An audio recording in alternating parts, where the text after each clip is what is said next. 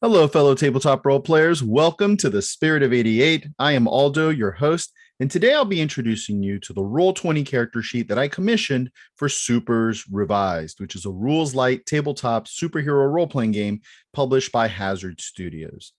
The purpose of this video is to show you how the character sheet works. It's not to give you an in-depth explanation of how Supers works as a game system.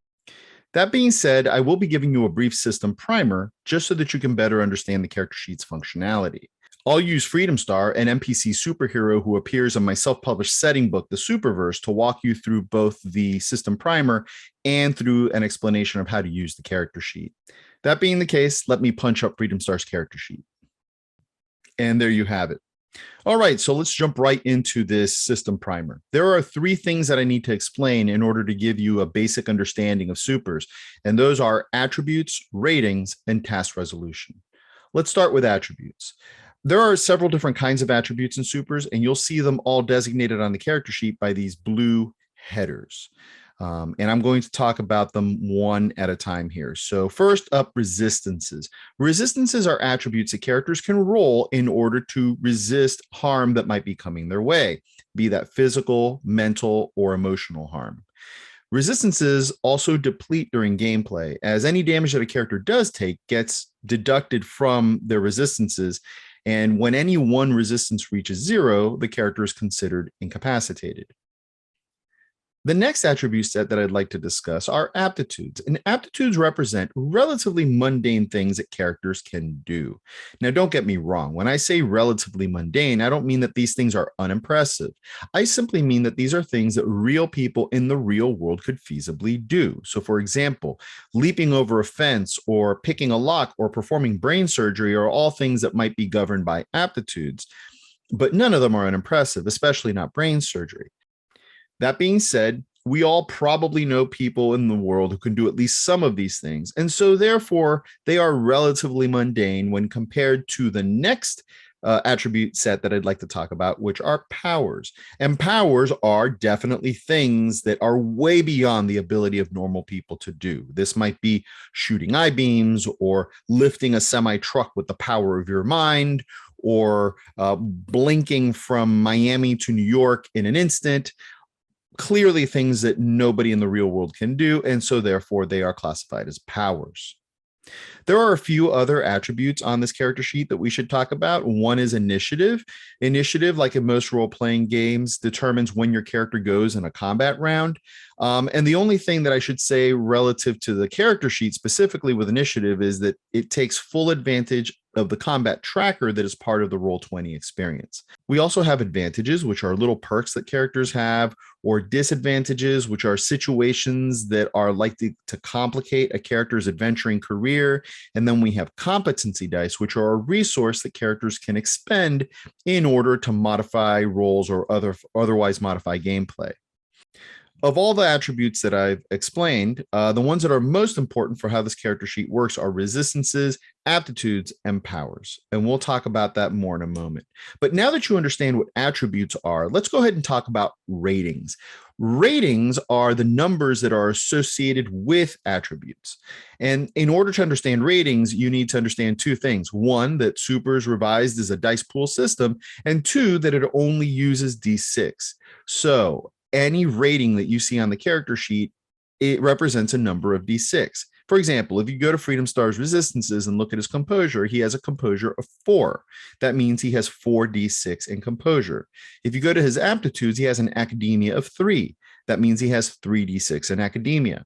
Furthermore, if you go to the notes section of his academia, you'll see that he gets +1 astronomy and -1 everything else. That means he gets +1d6 to his academia pool when he's doing something astronomy related for a total of 4d6. And he suffers a -1d6 penalty to his academia dice pool when he's doing anything unrelated to astronomy. So that means he'd be rolling anything that's not astronomy related at 2d6 instead of at 3d6. I can talk about this in several other permutations for quite a while, but the basic point is this. Just about any number on the character sheet represents a number of D6. Now that you understand attributes and ratings, let's go ahead and talk about task resolution. Task resolution in supers involves a character rolling the number of dice they have in an attribute, adding the numbers together, and trying to match or beat a target number. Matching a target number yields 1 success. A character earns an additional success for every 6 full points above the target number that they roll. For example, let's say the Freedom Star were trying to succeed at a task that had a target number of 6. And let's say that he rolls a 17 on the result. So he matched the 6. That is 1 success. Let's count it off from there. 7, 8, 9, 10, 11, 12. That's an additional success for 2 successes so far. 13, 14, 15, 16, 17. He rolled a 17, which is just shy of earning that 3rd success. If he had rolled an 18, he would have earned 3 successes. But 2 successes is impressive enough. Multiple successes are important in supers because every success is an additional level of effect. And this is especially true in combat, where every success earned by an attacker is a die of damage that the defender will have to subtract from their resistances. Now, you might be wondering, how are target numbers generated? And there are 2 ways. One is that a game master, or a judge as they're called in this game, can simply assign a target number. And there's a chart in the Supers Revised Rulebook that gives suggestions for what target numbers might be if a task is easy or hard or daunting or near impossible or what have you. The second way that target numbers are generated are through die rolls. Once again, this is especially true in combat, where the target number that an attacker is trying to match or beat with their attack roll is set by a target's defense roll. So there you have it, the basics of supers: attributes, ratings, and task resolution. With that under your belt, we're ready to start talking about how this character sheet actually works. So the first thing I should say about this character sheet is that it is a very basic character sheet. It doesn't offer automation for character generation, for example. If you want to make a character in this game, you're going to need the Supers Revised Rulebook, and you're going to need to keep track of the math involved on your own. It's insanely easy math, which is one of the reasons why I love this game so much. And at some future point, I'll do a character generation video or a gameplay video to show you how easy it is. But for now, I would like to focus on the features that this character sheet does provide for us, which are the ability to make simple rolls, the ability to handle roll modifiers, and success automation. Let's start with simple rolls. This is really as easy as going over to the die roller next to an attributes rating, clicking it, and generating results. I just dropped down a few academia rolls here for Freedom Star, and let's take a look at what happened. If we hover over the success box here, or the result box here, you'll see that for this last roll, Freedom Star rolled a 1, a 3, and a 1. Roll20 added them together, gave us the 5. It's working as it should. Now let's talk about roll modifiers. Sometimes in supers, die rolls are modified up or down a number of d6. You've already seen an example of this with Freedom Star, right? His Academia 3d6 has the modifiers built into it, plus 1d6 for astronomy related things and minus 1d6 for everything else. In addition to situations where you have modifiers that are actually built into a character, there are times when a game master, or again, a judge, as they're called in this game, might want to assign modifiers, either positive or negative, depending on circumstances that characters might face, be those beneficial or detrimental.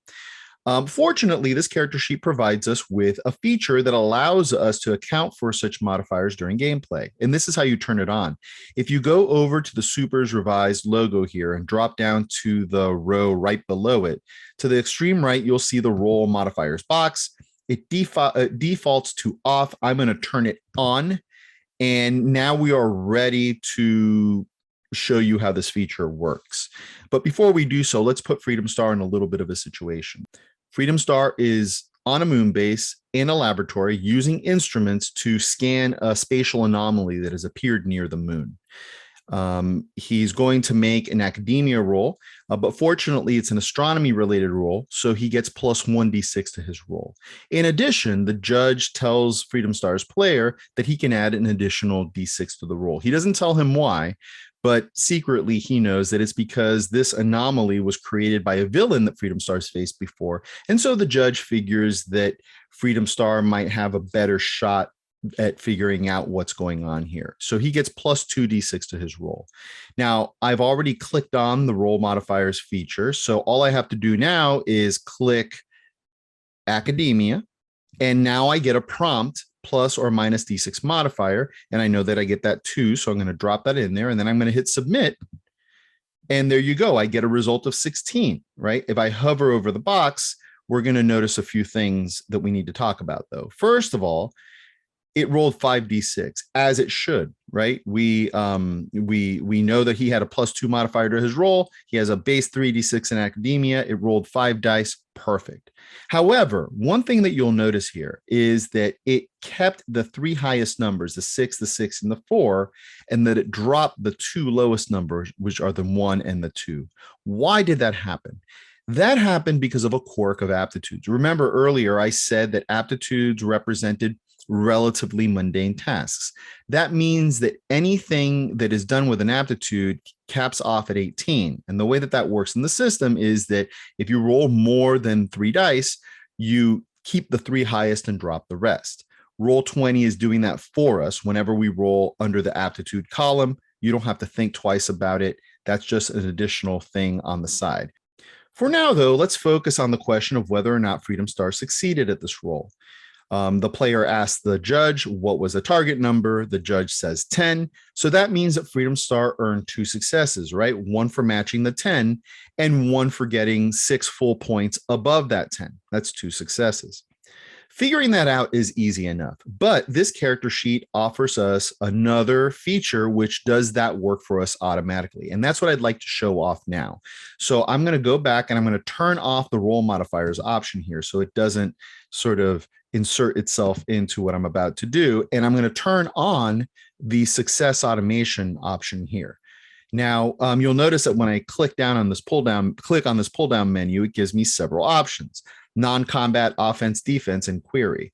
I'm going to hit query. Why? Because if I activate query and leave it on, anytime I hit an attribute, it's going to ask me whether it's non-combat, offense, or defense, right? So I just think it's nice to have that feature on in the background at all times. So there we have it. Now let's continue to evolve Freedom Star's situation here. He's made his roll very well. He's starting to quickly realize what's going on here, but the villain that created the anomaly is nearby. And so that villain uses the power of his mind to reach into another dimension using the anomaly and pluck out an evil version of Freedom Star from an alternate dimension. And he drops that duplicate into the laboratory where Freedom Star is working. So Freedom Star looks up from his instruments, sees the duplicate, and the player asks the game master, all right, I want to try to figure out what this duplicate's intent is. Are they friendly? Are they hostile? Are they confused? What's going on? So the judge says, okay, go ahead and make an awareness roll. So I've already selected the query option here. So when I click on awareness, which is at 2d6, it's going to ask me what kind of roll. I'm going to pick non-combat. You can see that I have the option of picking offense or defense, but I'm going to pick non-combat because that's what this is. And I'm going to hit submit. And then you notice that I get a prompt for what's the target number. So the player asks the judge says it's a target number of 6. So we'll enter the 6 and we'll roll, and look at that. The target number was 6. Freedom Star rolled a 9 on his awareness, so he earns 1 success, and that's good enough for the judge to tell Freedom Star's player this duplicate has hostile intent and is probably about to attack. So with that, Freedom Star readies himself for combat. Now, I'd like to take the opportunity to show you how combat works. So we're going to assume that Evil Freedom Star and Freedom Star both rolled initiative and that Evil Freedom Star won that initiative. So Evil Freedom Star comes running in with a punch, and he's just going to try to, land one on Freedom Star's face. So he's going to roll a fighting check here.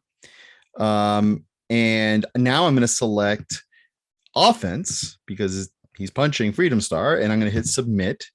And look, it just gave me a number, 7. You'll notice that it didn't ask me for a target number. Why not?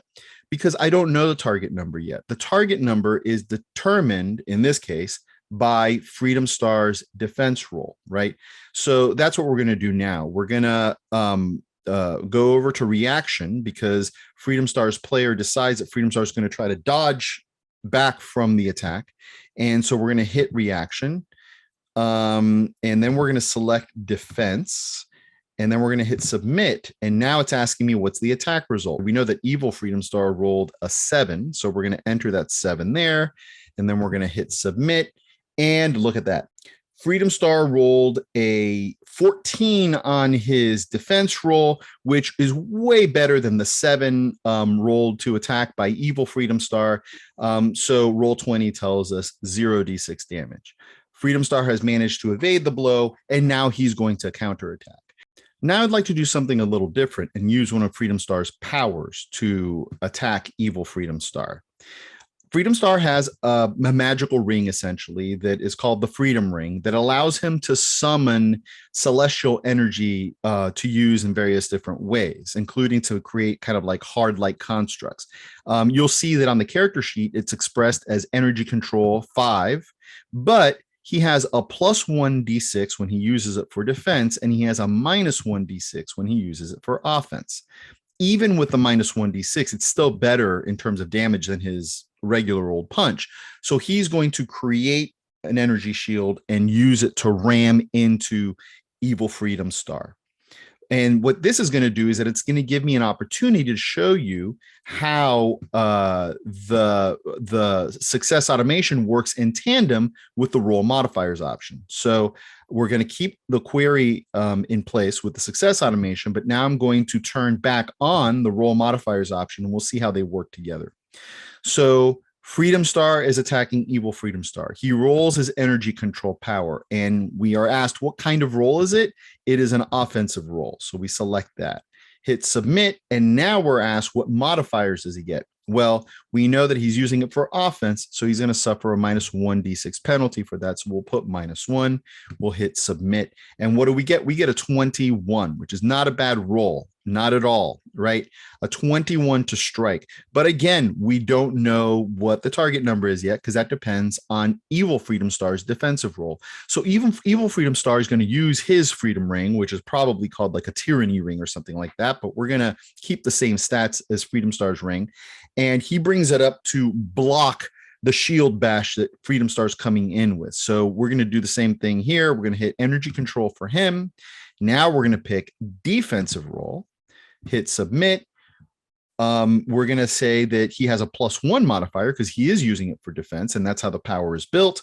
So we'll hit submit for that. And now it's asking me for the attack result, which is 21 because that's what Freedom Star rolled. And we'll see what happens. Look at that. Despite the advantage that evil Freedom Star had because of the way that the energy control power is built, he only rolled an 18 on his defensive roll, and Freedom Star rolled that 21. So the Roll20 character sheet does the calculation for us and determines that evil Freedom Star suffers 1d6 of damage. The shields clash with each other, and they're slightly different energy frequencies kind of like play on each other, and energy arcs back over evil Freedom Star, and some of that energy kind of like hits him in the back, and he stumbles back, breaks the hold, stumbles back in pain and rage as he gets ready to continue to fight Freedom Star. And their battle will continue, but our run through of the character sheet is done. I've shown you all the basics of how it works. I've shown you how to make simple rolls. I've shown you how to account for roll modifiers. I've shown you how success automation works. I've shown you how roll modifiers and success automation can work together into what I think is a pretty powerful package for anybody who's interested in playing Supers Revised. But that's not all, actually. That's not all. There's one more thing I need to show you, and that is this. If we go over here to this gear and we click on that, you'll notice that I have the option to make this character not a character, but a mook. And if I go back to the character sheet, you'll see that we now have a mook or hazard sheet. For those of you who already play Supers Revised, you know that mooks and hazards are an important part of how the game plays. The previous version of this character sheet did not have a mook sheet. Now we have it. In addition to the mooks, we can now make a vehicle sheet, which is admittedly very similar to a character sheet. And we can also make a headquarters sheet, which is somewhat different from a regular character sheet. So there you go. We can now make all the assets that we need to have to play a full game of Supers Revised. Folks, that's it. I hope that you found this tutorial interesting. I hope that you find it useful. Making this character sheet was a labor of love, and it took me a very long time to do. I started this about 3 years ago, I think it was, trying to teach myself some very basic coding, and I made the ugliest, clunkiest version of the sheet that you could imagine. It really wasn't usable, and I don't know that I ever would have gotten it there, at least not without going and taking some classes at my local community college or something like that and practicing a lot. But my efforts were enough to catch the attention of one Andreas Johansson, who is a coder, who does have Roll20 experience, and he had just become aware of Supers Revised through my good friend over at Babies with Knives, Lala Twiddle, or Alice Pang. And she put us together, and Andreas said, hey, I like this game a lot, and I think I can help you with the character sheet. And he donated his time and his skills to creating a really nice version of the sheet that I used for about 2 years of gameplay. And then earlier this year, I got a little bit of extra money in my pocket, so I was able to hire a man by the name of Scott Casey, who is also a coder, and he was able to add the roll modifier feature and the success automation, and created the mook sheet and the other sheets as well. So I couldn't be happier. I'm about to start a new Supers campaign myself, and I'm dying to use this sheet. I hope some of you will enjoy the benefits of it as well. So thank you for tuning in. I do hope to make more videos sometime this summer. So I won't say goodbye forever, but I will say goodbye till next time. Until then, I wish you happy gaming. Thank you all for tuning in, and goodbye.